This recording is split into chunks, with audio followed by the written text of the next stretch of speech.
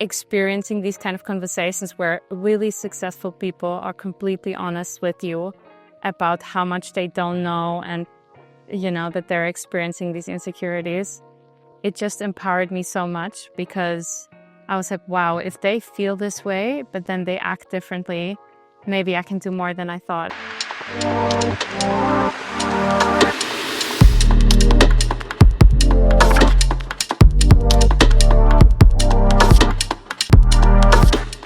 So I'm Agnes. I'm from Austria, currently 32.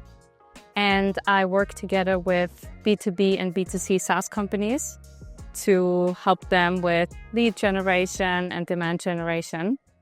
So basically, I'm a marketing consultant for tech companies. How did you get into this marketing consulting world and also start as a freelancer and digital nomad? So I know that there's about 3 questions in one there, but I'd be very interested to hear your journey to get to this point in Bali. It's been quite a long journey up until this point, to be honest. So I guess one very important point for me was 5 years ago, I actually started a podcast. Back in the days, I really had this dream to start my own business, become my own boss. But I didn't really fully know how to get there. So the only thing that I did know was that I loved podcasting. It just gave me a lot of joy back then. And I thought I'm just going to follow this path and hopefully be able to monetize at some point, right? I didn't have a very well thought out plan. And I have to say, the first 9 months of the journey, I was struggling a lot. I wasn't really making any money. Just getting into content creation is its own game. So it really took a lot of time to get used to it. And what actually happened was I spoke at an event about my podcasting journey, basically. And one of my previous guests got in touch with me, and she actually suddenly decided to start her own podcast. And one thing actually led to another, because we found out in the conversation that she just wanted to get more PR. She wanted to get more visibility. And I was a bit bold back then as well. So I just said, I can get these podcasts for you, because I heard that there's this business model out there where their agencies basically book you on podcasts. So that conversation was basically the start of me shifting towards actually a business model that was working. And I just tried it out. I saw that it's doable, I could manage. Back then, I was still missing a lot of sales skills, I have to say. And what happened along the way is I took sales coachings, I took sales training. So it really helped me to close more of my calls, And at some point along the way, I realized that I was just working almost 24/7. So I was busy with acquiring clients on the one hand, and then with delivering on the other hand. And I, was making the mistake that most entrepreneurs make in the beginning, that I wasn't really outsourcing, because, it's you want to do everything on your own in the beginning. So at some point, it just all got too much for me. And I decided to make a change again. And that's actually when I reached out to multiple people in my network. And I asked them, do you have any tips where I could fit in now? Because I've kind of done my own thing and I don't fit into the corporate world anymore either. And a friend of mine, he was working for a SaaS collective, a software as a service collective. And he actually knew a software company in Austria. It was an employee referral program, where he was hey, they're currently looking for someone in marketing and partnerships. I think you'd be a great fit there. Just have a conversation with them. So what actually happened was I had a conversation with the founder, and I wrote down a list with all the things that I really like to do. And then it was basically a coming together of me sharing what I really enjoyed doing, and them also listing where there was a need for the business. And that's when I actually closed my first freelance contract. So I started working for them as a contractor. And then over time, I had a very external facing position, because I was also working with multiple different partners, integration partners, service partners that they had. And so I got to know a lot about the in that case, HR tech ecosystem, about recruitment tech. And I think business is about building relationships. So at some point, partners would also see my skill set and what I was capable of. And that was basically then the springboard for me to get multiple clients later on. So I've been doing this now for multiple years, and it's a very exciting journey. And I've got more questions on actually what you're doing today and what projects you're working on today. But going back to when you started the podcasting, or started in the podcasting world, were you working at the same time? No. It was a very difficult time for me because I had a job in the past that I absolutely hated.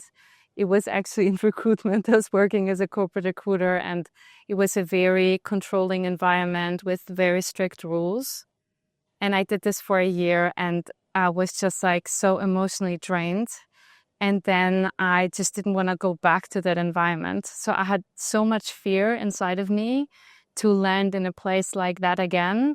So I was just like, I'm going to shut down all the noise. I'm not going to care about what people say around me or how much money I'm earning at the moment, because I'm just going to follow kind of my inner guidance and the desire to make it work. So it was really that fear of going back. Just 9 to 5, that was like, I will do anything to make this work. 100%. I think that fear can be such a strong force that helps you to be disciplined because you don't want to experience that again.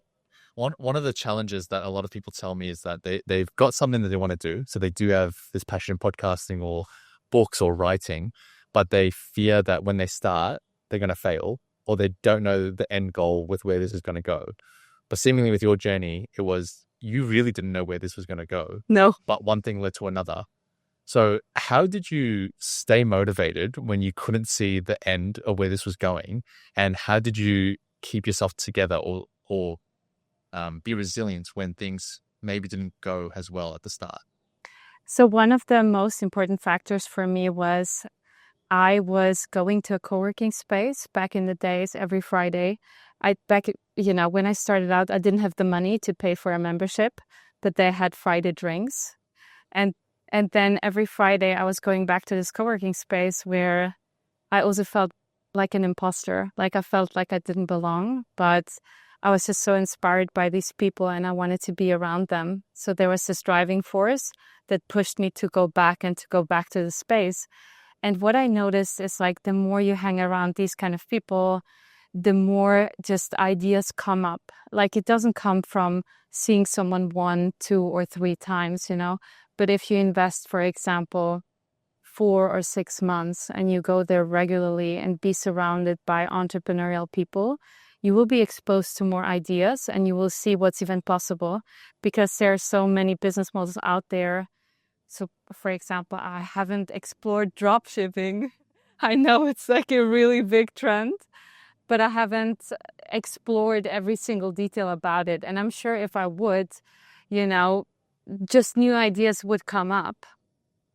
And I think that's the best you can do. If you want to get into entrepreneurship, check for places in your area where entrepreneurs hang out and kind of just talk to them, Or if you can't do it in person, there's so many YouTube channels you can also just follow about entrepreneurs where you just get inspired and you just start dreaming a little bit.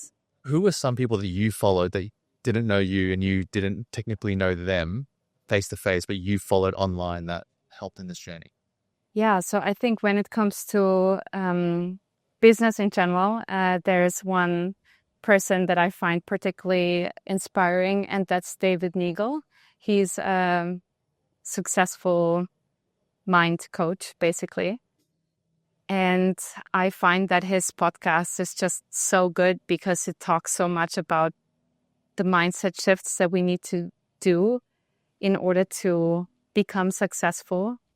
So that's someone who helped me a lot. And then I think apart from that, there was a sales coach as well who I found very inspiring, Kate Horlacy. Like, she doesn't put out content anymore, but back in the day she did. At the moment, I think Alex Hormozy is very good, right? So definitely check out his content. That's very helpful. At what age did you start going to this co-working space? When I was 27. So you're 27, you're in Vienna still? No, I was living in Amsterdam back then. So you're in Amsterdam, you go into this co-working space every Friday. Correct. What were some of the things that you learned from these other entrepreneurs at the time? So the interesting part was they were all actually struggling in some sense. So I think my biggest breakthrough was, to give a little bit context, I wrote my master thesis about the fear of failure. So I had to interview entrepreneurs and they had to be very raw and real with me. And I was just so amazed at talking, for example, to someone who started a company that was basically funding startups. And he was quite young, like he was 25 maybe. And he was talking about the fact that he was sitting in meetings with these VC investors who were so much more experienced and wiser than him. And he was feeling like a complete imposter. And half of the time he didn't know what he was doing as well. And just experiencing these kind of conversations where really successful people are completely honest with you about how much they don't know and, that they're experiencing these insecurities. It just empowered me so much because I was like, wow, if they feel this way, but then they act differently, maybe I can do more than I thought. And that really then shifting this thought really changed the game for me in the end.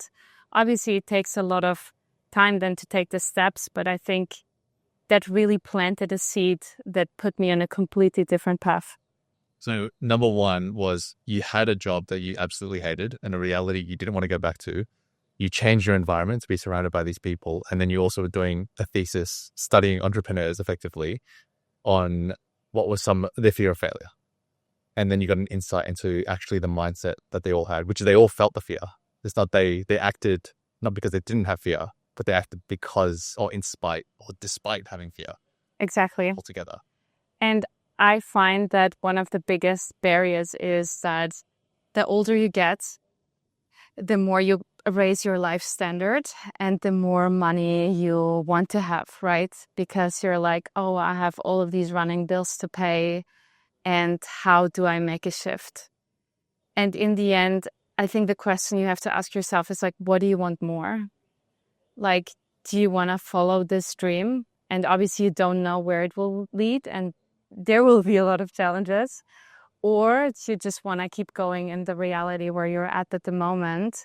You keep your life standard, but then there's no perspective or probably very little perspective of this ever changing in the future.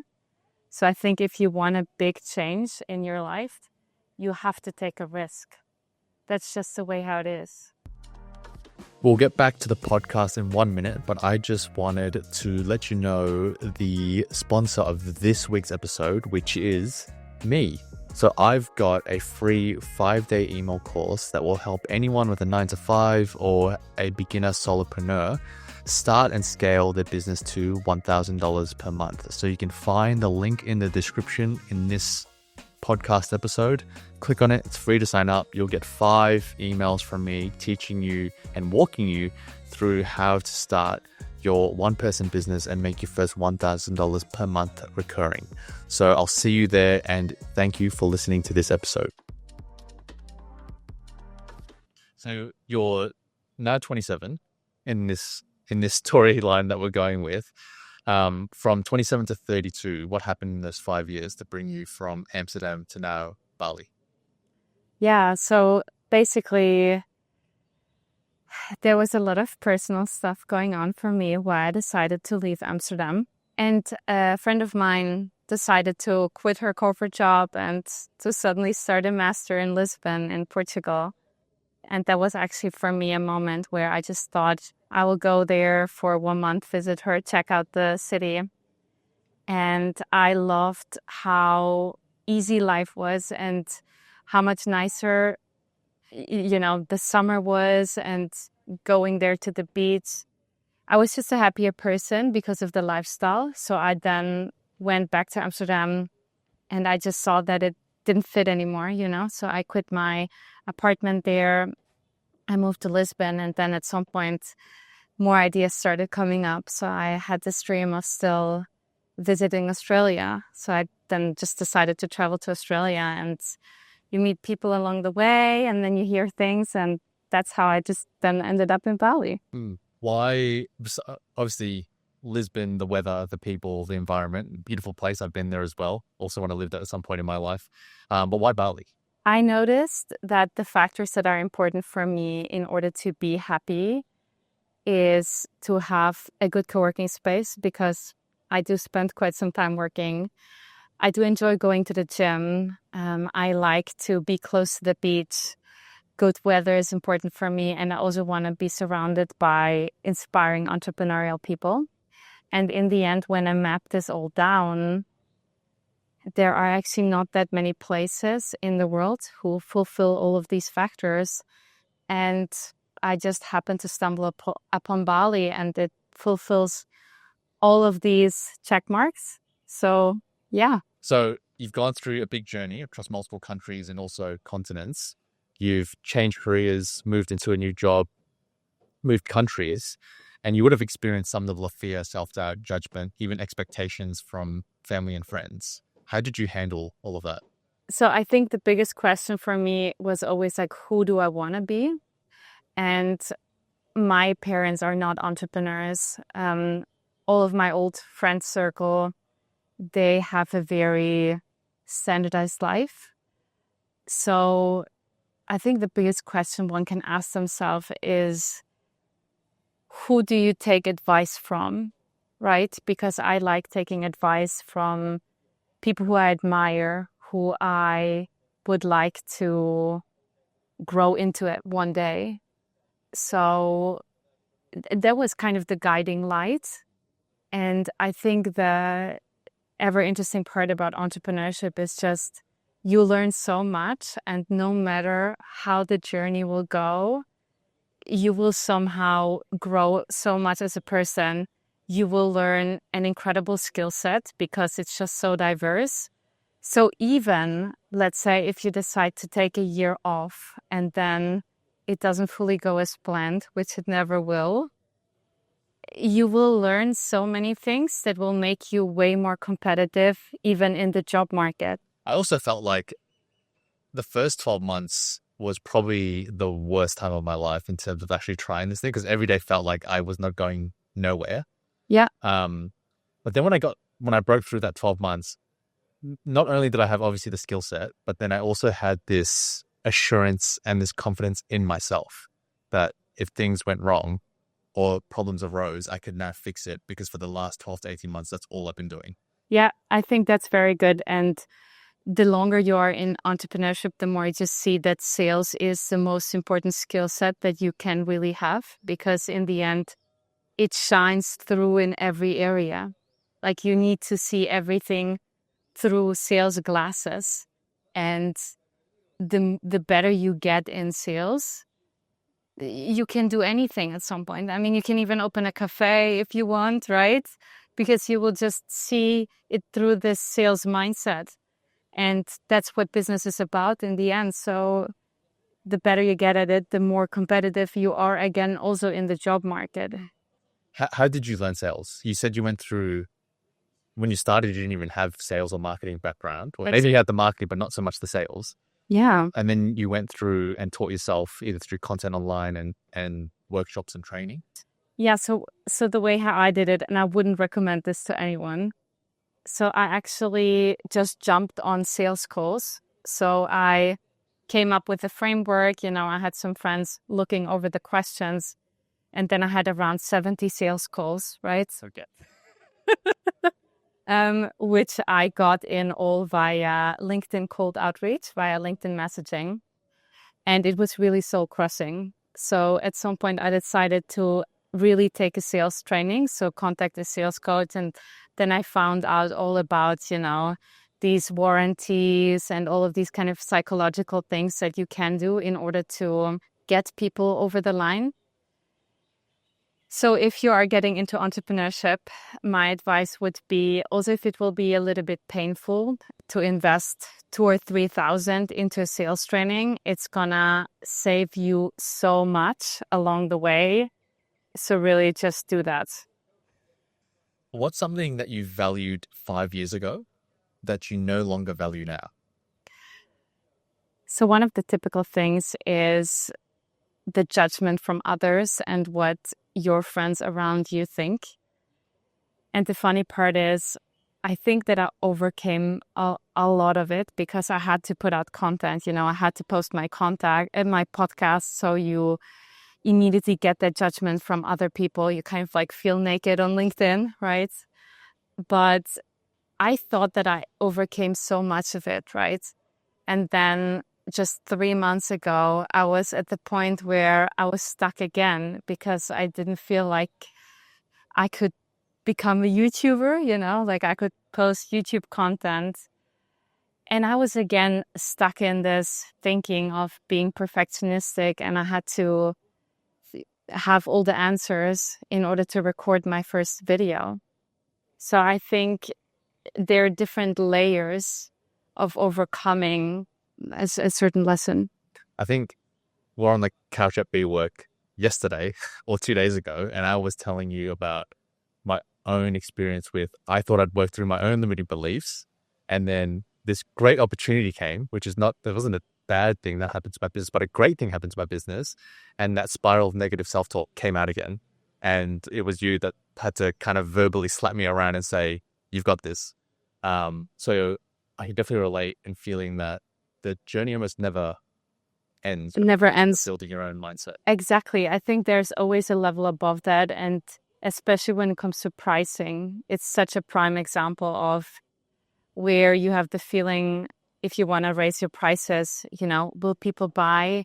Do I deserve it? Can I sell this? Is my service worth that much? Right?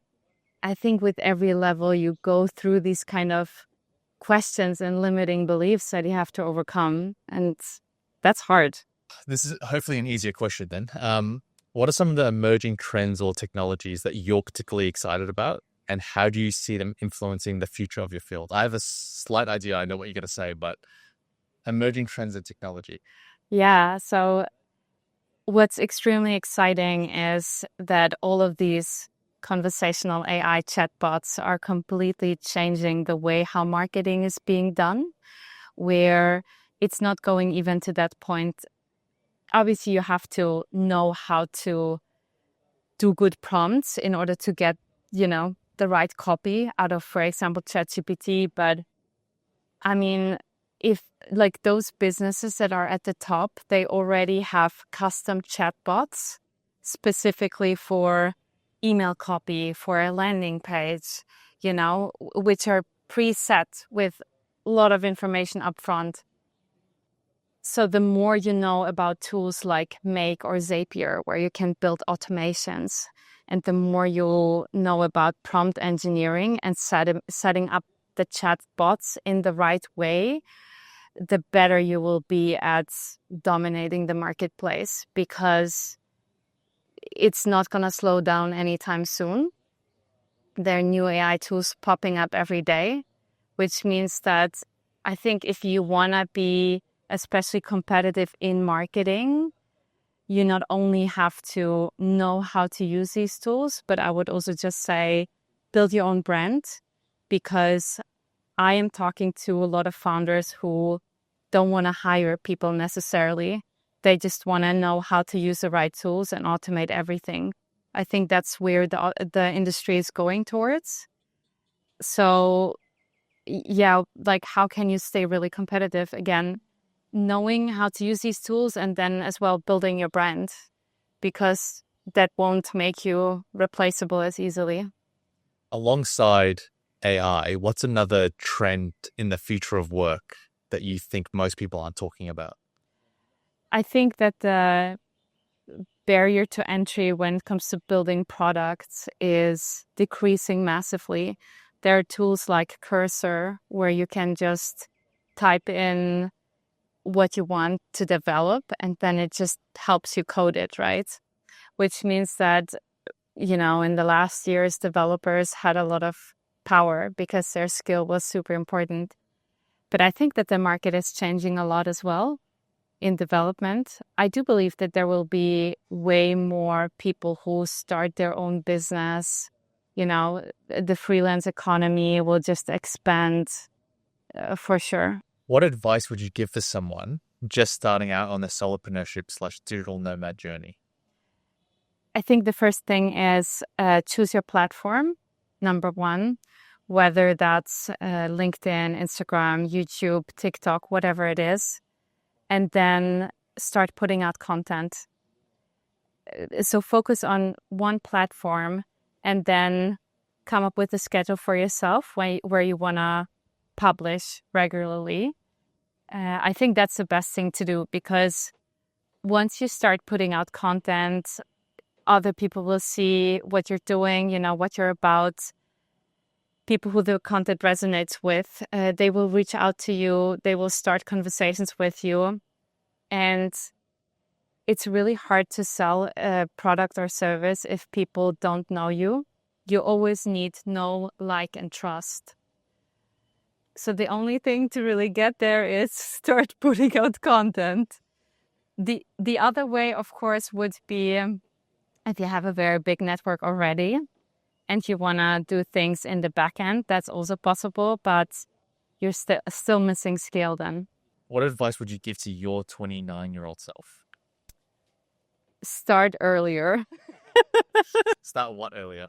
So the funny part about my journey was that I started putting out content, and then at some point I just disappeared from all the platforms and I was just working in the back end. And at some point I came to the realization that if I want to go big and if I want to get more inbound, I have to put out content. That's what led me to start my YouTube channel. And I wish I would have just come to that realization years earlier. If I imagined that I would have started putting out videos 3 or 4 years ago, I would have been way further than I'm now. And is there any final message you want to leave with the audience? I find that the most important part is that you're true to yourself, because sometimes we just get so caught up in where we should be or like what our parents or what our partner expects. And I find that if you're true to yourself and you follow your intuition, no matter where it leads you, you won't have any regrets. And I think that regret is really the hardest part. So be sure to follow your dream. Hello, friends, and thank you again for listening to this week's episode of the podcast. If you enjoyed what you heard and got value from the podcast, I would love for you to share it with a friend who also wants to start, grow, and scale their solopreneur business or on their own one-person business journey. And if you could like and subscribe, that would be amazing. Thank you so much, and I will see you next time. Bye.